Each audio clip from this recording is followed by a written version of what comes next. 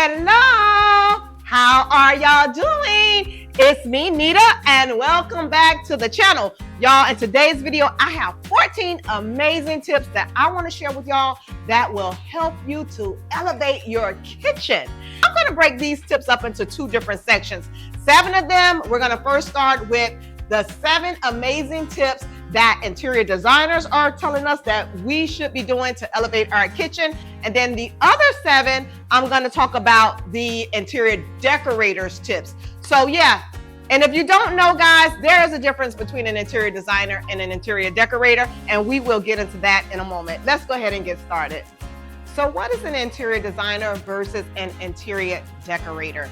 An interior designer plans and design a space, while an interior decorator, they simply just decorate the space to make the space beautiful using decor pieces. Now, an interior designer in most states have to be licensed, and that's why they make the big bucks. You just can't put a label on yourself as an interior designer if you have not been educated to do so.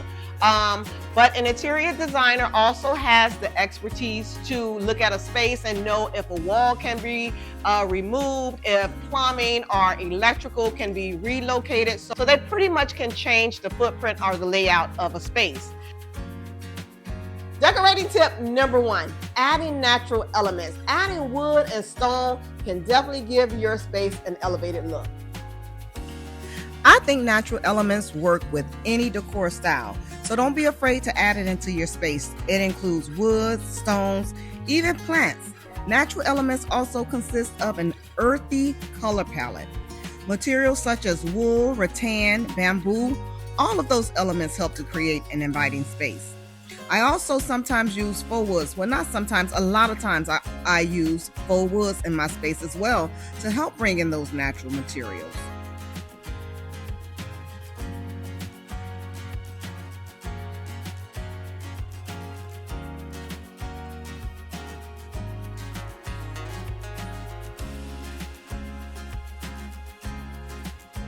Decorating tip number 2, add some greenery. Greenery brings life to a space. Adding greenery livens up a space, whether you use live plants or faux plants. It creates a soothing space. Greenery also brings in some color. Plants can also be beneficial to your space because it helps to improve the air quality in your home.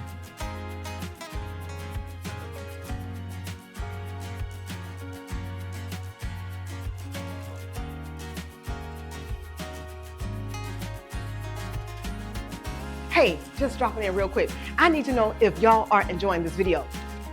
Well, then hit the like button. What you waiting on? What you waiting on, y'all? It helps my channel out a great deal. So if you didn't know, now you know, baby. Hit the like button, girl or guy. I need you to become a part of this family too. So y'all engagement on my videos and on my channel has helped my channel out a great deal. I have gotten so many new subscribers, and I just want to say thank y'all. So if you're watching and you're enjoying what you're seeing, girl, guy, whatever, hit the like button. I almost said something, keep it right. Hit the like button. Hit the like button. Also hit the subscribe button. Tip number 3 is decorating in odd numbers. Now, if you're doing a vignette or you're decorating your coffee table, the rule of thumb is to decorate your decor items in a set of 3. So the rule of 3 in decorating is grouping decorative pieces in 3s. It's more visually appealing. Decorating in odd numbers can include groupings and higher numbers as well, such as 5s and 7s, but then it begins to look a little cluttered to me. Remember, rules, whether in interior decorating or design, are just guidelines, tips, ideas that are out there from the industry just to help inform us on the latest and updated looks that we can apply to our home. But ultimately, we do what we want to do in our home because it's our home and our rules. And as you can see here in this case, I broke the rule of 3. And as you can see here, I added in 4 items. And just so that you know, the salt and pepper shaker would be considered as 1 item. Now I took it back down to 3 items to give you guys an idea of what it would look like in groupings of 3. And over here on this vignette, I would consider this a grouping of 3. Here I have the candle, I have the faux potted plant, and then I have the stack of books. However, I do have the stone leaned up against the book, so I am calling that as a one piece. Number 4, tip number 4, adding artwork. Artwork brings beauty to a space. Let's go ahead and get into that. Artwork in a space creates a focal point. It definitely draws the eye to the space. Also, with artwork, it allows you to express yourself and your personality. Artwork as well can add to your color palette, and it brings in texture as well.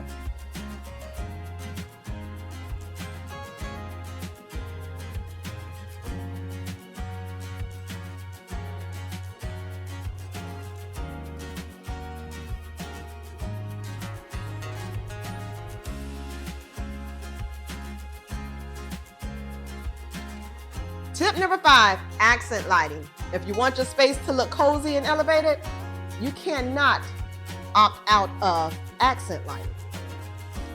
Accent lighting creates a nice ambiance in a room. It's often used to highlight an area, showcase artwork, or other decorative pieces. Accent lighting can be used to illuminate dark areas as well. It can also be used in cabinets, under cabinets, and on top of countertops by using small lamps.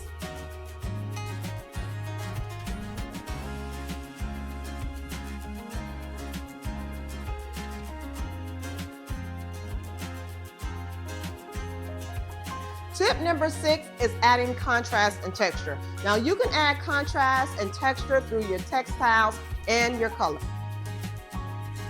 Adding area rugs and kitchen towels softens your space. Textiles in a space brings everything together, making the space feel comfortable and inviting. Adding color can be bold and or neutral. In my case, I added black as my color, but although it's also considered a neutral, it brings contrast to a lighter color palette.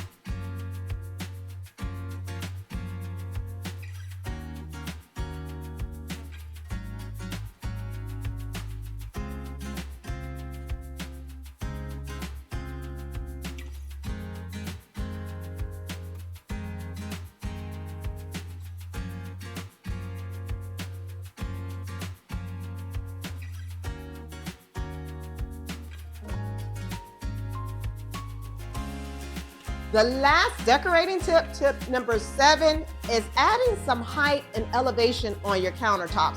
That gives the place movement. It keeps it from looking so bland and boring. Height, elevation, stacking, and or layering creates visual interest and brings movement to an otherwise flat and bland space. In your kitchen, consider using trays or tiered trays, pedestals, lazy Susans, and or other things that can raise the level for some of your items on the countertop.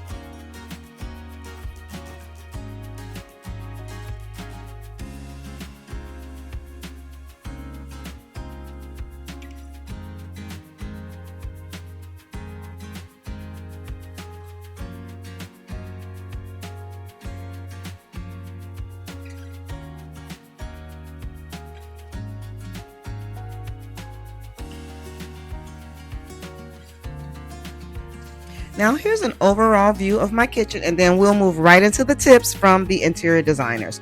And let me say, guys, I believe a lot of what the industry says can sometimes be contradictory, because you'll hear one designer say this and then you'll hear another designer say that. That's why I say your house, your style. But I think it's good that we can take from the industry the latest designs and styles and determine if we want to use them in our home. Now, guys, these design tips that I'm going to talk about today, these 7 designer tips, they may be suitable for those of you who want to do a kitchen makeover, a kitchen remodel, or a full-on renovation. However, all 7 tips that I'm going to be talking about, I don't think that they require a full renovation. Number 1 is cabinets. And what interior designers are saying? Take them all the way up to the ceiling. Why? Because it makes your space look larger.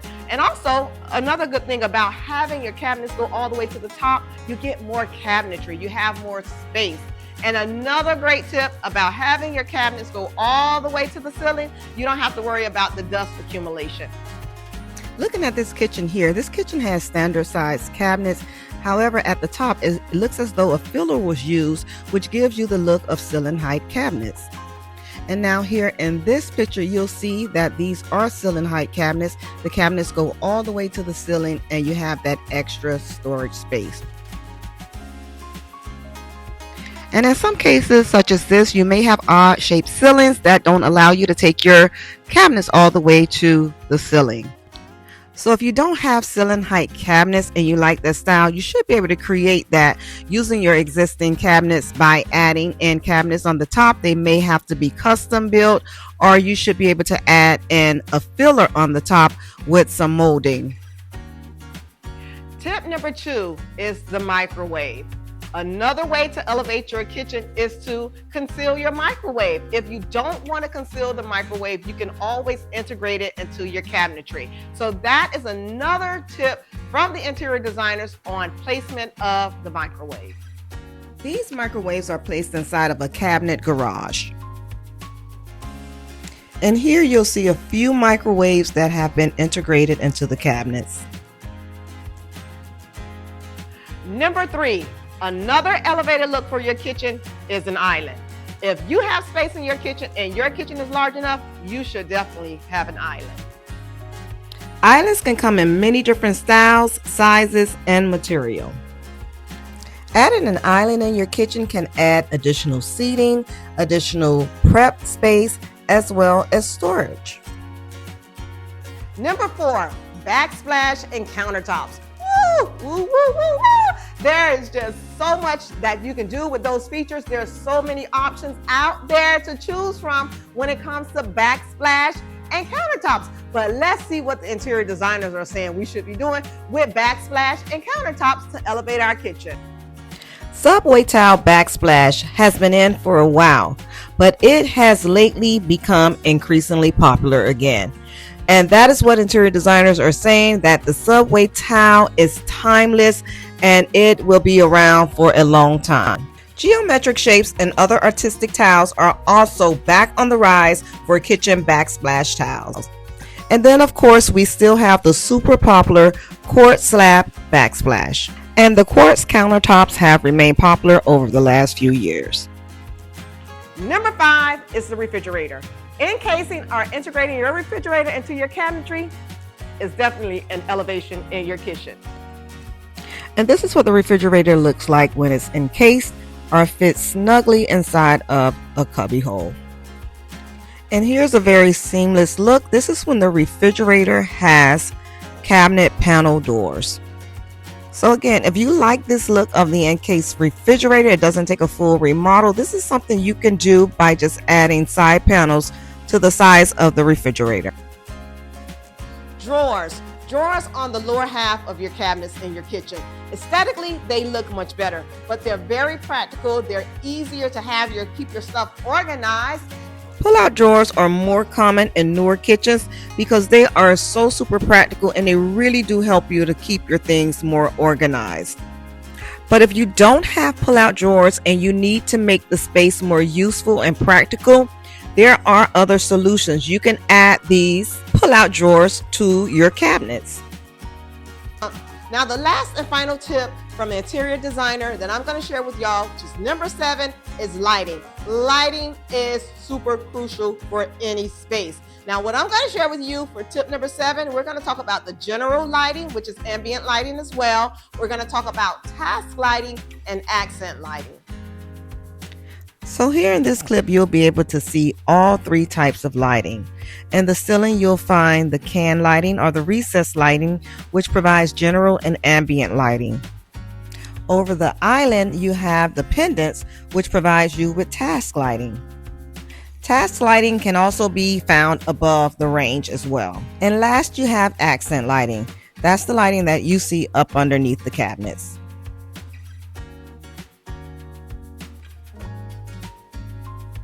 Hey y'all, we have made it to the end and I want to say thank you guys so much for watching. I will see you in the next one, and as always, stay well, be blessed, and I love you.